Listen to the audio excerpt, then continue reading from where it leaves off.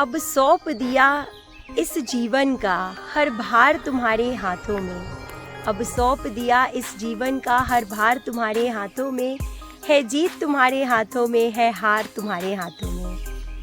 जी हाँ दोस्तों, ना हमें चांद की चाहत है, ना तारों की फरमाइश है। ना हमें चांद की चाहत है, ना तारों की फरमाइश है। हे प्रभु हर पल तुम साथ रहो, बस यही हमारी ख्वाहिश है। विद दिस पॉजिटिव थॉट मैं हूँ आपकी होस्ट डॉक्टर सीमा तिवारी। तो दोस्तों, आज के इस वीडियो में मैं लेके आ गई हूँ एक छोटी सी कहानी, जिसे आपको पूरा सुनना है और इससे आपको जीवन का जो मूल मंत्र है वो समझ में ज़रूर आ जाएगा। ये कहानी है एक परेशान इंसान की। ठीक उसी तरह जिस तरह से जीवन में आज हर एक इंसान कहीं ना कहीं परेशान है, तो अगर आप भी परेशान हैं अपने जीवन से तो इस कहानी को पूरा सुने, लास्ट तक सुने। तो एक परेशान इंसान था जो कि हर वक्त परेशान रहता था कि मुझे बहुत ज़्यादा काम होता है, दिन भर मुझे अपने जॉब प्लेस पे जाना होता है, वहाँ पे भी दुनिया भर के काम होते हैं, घर में भी मेरे ऊपर बहुत सारी जिम्मेदारियाँ हैं, परिवार की जिम्मेदारियाँ, रिश्तेदारों की जिम्मेदारियाँ, कोई ना कोई आए दिन मेरे घर आता रहता है, उन सब का खर्च भी मुझे ही वहन करना होता है।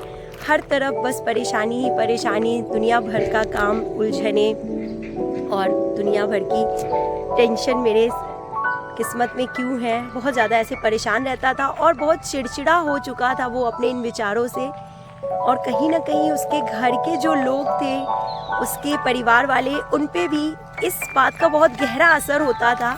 और कहीं ना कहीं जब भी उसके परिवार वाले उससे बातें करते, उसका बच्चा जो है, उसकी फैमिली थी, तो उन पे वो गुस्सा निकालता था।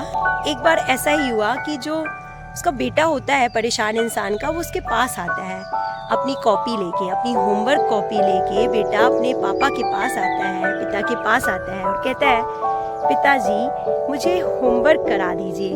और वो परेशान इंसान हमेशा की तरह जो है किसी फालतू की उलझनों में उलझा और अपने जीवन से परेशान बच्चे को बुरे तरीके से डांट देता है और जो है भगा देता है वहाँ से, कहता है बाद में आना, और जो बेटा है वहाँ से चला जाता है। बेटा जब वहाँ से चला जाता है तो उसको रियलाइज़ होता है कि उसने अपने बेटे के साथ सही नहीं किया, उसे अपने बच्चे के साथ ऐसा व्यवहार नहीं करना चाहिए था। और जब वो अपने बेटे के कमरे में जाता है तो देखता है कि उसका बेटा जो है वो सो चुका है, कॉपी को अपने सीने पे रख के, और बच्चा सो गया था और सोने से पहले उसने अपना होमवर्क कर लिया था। दोस्तों, होमवर्क क्या था? उसे देख जो पिता है वो उस कॉपी को उठाता है और होमवर्क देखता है कि क्या था, तो उसमें लिखा था, उसके टीचर ने उसको बोला था कि बच्चों, आपको अपनी कॉपी में उन चीज़ों के बारे में लिखना है जो हमें शुरू में तो अच्छी नहीं लगती हैं लेकिन बाद में अच्छी लगने लगती हैं। इस टॉपिक पे एक पैराग्राफ सबको लिख के लाना है। और यही पूछने के लिए जो बेटा है वो अपने पिता के पास गया था और उसने उसे डांट के भगा दिया था। तो बच्चे ने होमवर्क कंप्लीट कर लिया था और खुद से ही लिख लिया था कि उन चीज़ों के नाम जो कि हमें शुरू में तो अच्छी नहीं लगती लेकिन बाद में अच्छी लगती हैं। तो दोस्तों, बच्चे ने जिन चीज़ों के बारे में लिखा था कि जो मुझे पहले तो अच्छी नहीं लगती लेकिन बाद में अच्छी लगती हैं, उनके बारे में सबसे नंबर 1 चीज़ पे उसने लिखा था कि सबसे पहले तो मुझे एग्ज़ाम अच्छे नहीं लगते, क्योंकि एग्ज़ाम के लिए पढ़ना होता है, तैयारी करना होता है, अच्छा नहीं लगता है। खेलने का मौका कम मिलता है, तैयारी करनी होती है, लेकिन जब एग्ज़ाम ख़त्म हो जाते हैं तो हमारा अच्छा सा रिज़ल्ट आता है और हमें जो है नाना नानी के घर जाने के लिए, दादा दादी के घर गांव जाने के लिए छुट्टियां मिलती हैं एग्ज़ाम के बाद। तो शुरू में तो एग्ज़ाम हमें अच्छे नहीं लगते लेकिन बाद में एग्ज़ाम अच्छे लगते हैं। उसने लिखा नंबर 2 पे जो उसने लिखा था, जिस चीज़ का नाम, वो थी दवाइयाँ, कि दवाइयाँ मुझे अच्छी नहीं लगती, दवाइयाँ हमें अच्छी नहीं लगती क्योंकि दवाइयाँ कड़वी होती हैं। शुरू में अच्छी नहीं लगती लेकिन बाद में अच्छी होती हैं, क्योंकि जैसे ही दवाइयों का असर होता है, दवाइयों को खा के हम ठीक हो जाते हैं। तो नंबर 2 पे उसने कड़वी दवाइयों के बारे में लिखा था। और नंबर 3 पे उसने लिखा था कि मुझे मेरे पापा हम कभी कभी चिल्लाते हैं, डांटते हैं, अच्छे नहीं लगते, लेकिन मैं उनसे बहुत प्यार करता हूँ और वो मुझे बहुत अच्छे लगते हैं। सबसे प्रिय हैं मेरे पूरे परिवार में मेरे पापा, क्योंकि मैं खुशकिस्मत हूँ कि कम से कम मेरे पापा हैं, क्योंकि मेरा जो दोस्त है राहुल, उसके तो पापा ही नहीं हैं। तो भले ही मेरे पापा मुझे कभी कभी डांटते हैं लेकिन वो मेरे अच्छे के लिए डांटते हैं। मैं ताकि जीवन में अच्छा कर सकूं, आगे बढ़ सकूं, अच्छे काम के लिए प्रेरित करने के लिए ही पापा मुझे डांटते हैं। वो मुझे घुमाने ले जाते हैं, हमारा ख्याल रखते हैं, हमारी हर ज़रूरत की चीज़ें लाके हमें देते हैं। इसलिए मुझे मेरे पापा बहुत अच्छे लगते हैं। मैं अपने पापा से बहुत प्यार करता हूँ। तो इस तरीके से जैसे ही जो परेशान व्यक्ति था उसने अपने बच्चे की कॉपी में लिखे इस पैराग्राफ को पढ़ा दोस्तों, तो उसकी आंखें खुल गईं और उसको समझ में आ गया कि एक छोटा सा बच्चा जो इन चीज़ों को समझता है कि ये चीज़ें हमें, जो चीज़ें हमें शुरू में अच्छी नहीं लगती वो हमारे लिए कितनी अच्छी होती हैं। और इस छोटी सी बात को मैं आज तक जीवन में नहीं समझ पाया और परेशान था। उसने उसी कॉपी के एक पन्ने में लिखना शुरू किया उन चीज़ों के बारे में जो उसे अच्छी नहीं लगती, ठीक उसी तरीके से जैसे उसके बेटे ने लिखा था। नंबर 1 पे उसने लिखा कि मुझे उसे शिकायत थी अपने जॉब से कि मुझे मेरी जॉब पसंद नहीं है, वहाँ बहुत ज़्यादा वर्कलोड होता है, काम करना पड़ता है। पर दूसरे टाइम फिर उसने सोचा कि लेकिन कितने लोग ऐसे हैं जो बेरोज़गार हैं, जिनके पास तो जॉब ही नहीं है, जिनके पास तो अपने घर को पालने पोसने का जरिया ही नहीं है, साधन ही नहीं है कमाई का। तो मैं लकी हूँ कि मेरे पास जॉब है। और उसने फिर उस जॉब को धन्यवाद दिया, ईश्वर को धन्यवाद दिया उस जॉब के लिए।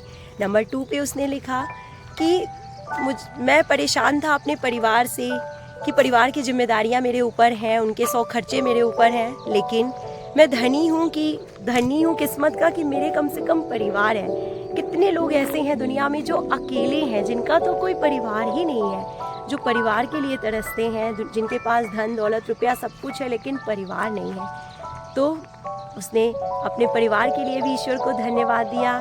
फिर उसने लिखा कि मैं परेशान था अपने रिश्तेदारों से, परिचितों से, दोस्तों से, जिनके आने जाने से मुझे तकलीफ़ होती है, लेकिन सेम टाइम में उसने फिर सोचा कि एटलीस्ट मैं लकी हूँ कि मेरे दोस्त यार हैं जो मुझे मुसीबत में साथ देते हैं, मेरे साथ खड़े होते हैं, मेरे रिश्तेदार हैं जिनका सपोर्ट है हमेशा मेरे साथ, और मेरी एक पहचान है सोसाइटी में, मेरे अच्छे संबंध है लोगों से, तब तो लोग मेरे घर आते जाते हैं। तो फिर उसने सोचा कि मैं क्यों इन सारी चीज़ों से परेशान हूँ, ये सारी चीज़ें तो बहुत अच्छी हैं जो मेरे जीवन को खुशहाल बनाती हैं, और मैं इतनी सी बात नहीं समझ पा रहा था, छोटी सी बात जो मेरे बच्चे के इस पैराग्राफ को पढ़ के मुझे समझ में आ गई है।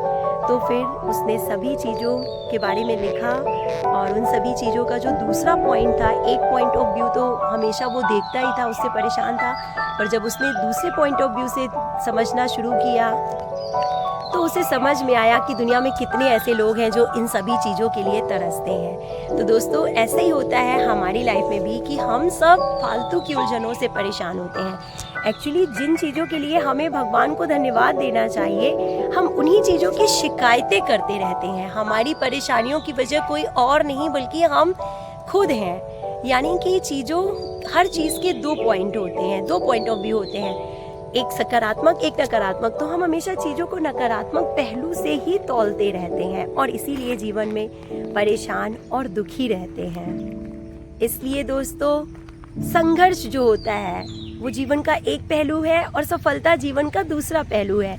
जहाँ संघर्ष है वहीं सफलता है दोस्तों। अगर संघर्ष नहीं है तो सफलता नहीं है।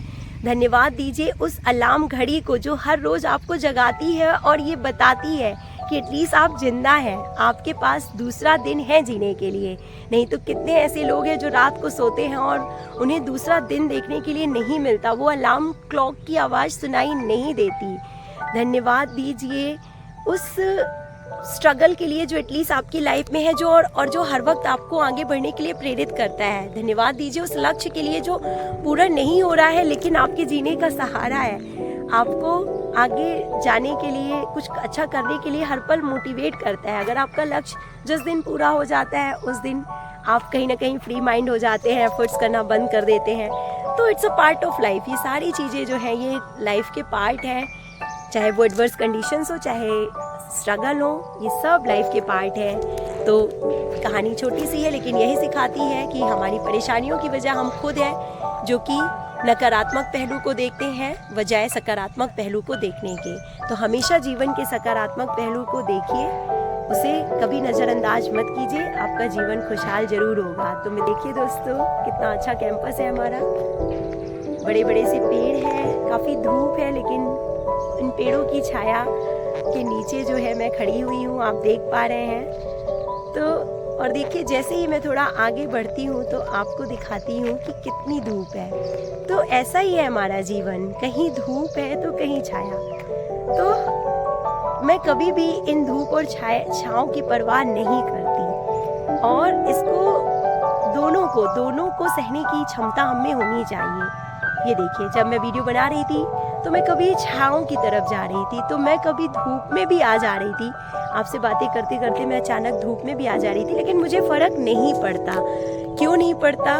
क्योंकि ये तो हमारे जीवन का हिस्सा है। अगर हमारा ध्यान लक्ष्य की ओर है तो हमें ये सारी परेशानियाँ दिखाई नहीं देती। जैसे मेरा जो पूरा ध्यान है वो वीडियो बनाने में है, वो आपसे सकारात्मक चीज़ें डिस्कस करने में है, आपको स्टोरी सुनाने में मैं पूरी तरह से मगन थी, और इस धूप की तरफ बढ़ती चली आ रही थी। लेकिन इसने मुझे परेशान नहीं किया, क्योंकि मेरा पूरा ध्यान जो है वो स्टोरी पे था, आपसे बात करने पे था। तो ऐसा ही होता है हमारे साथ, अगर हमारा ध्यान जो है वो हमारे लक्ष्यों पे है, फोकस है, तो प्रॉब्लम्स हमें नज़र नहीं आती हैं। और अगर हमारा ध्यान प्रॉब्लम्स की ओर चला जाए कि नहीं उधर धूप है, उधर हमें नहीं जाना है, उससे हमें पसीना आएगा, उससे हमें परेशानी होगी, हमारे स्किन को प्रॉब्लम होगी, अगर हम ये सारी चीज़ें सोचने लगते हैं, तो अगर हमारा ध्यान प्रॉब्लम्स की ओर जाता है तो हम लक्ष्य से भटक जाते हैं दोस्तों। तो हमेशा फोकस गोल पे कीजिए, ना कि प्रॉब्लम्स पे, क्योंकि अगर आप प्रॉब्लम्स पे फोकस करेंगे, परेशानियों पे फोकस करेंगे, तो गोल आपके हाथ से छूट जाएगा। तो आज के लिए बस इतना ही, मिलते हैं नेक्स्ट वीडियो में। Till then take care, good bye and proud to be Navodayan.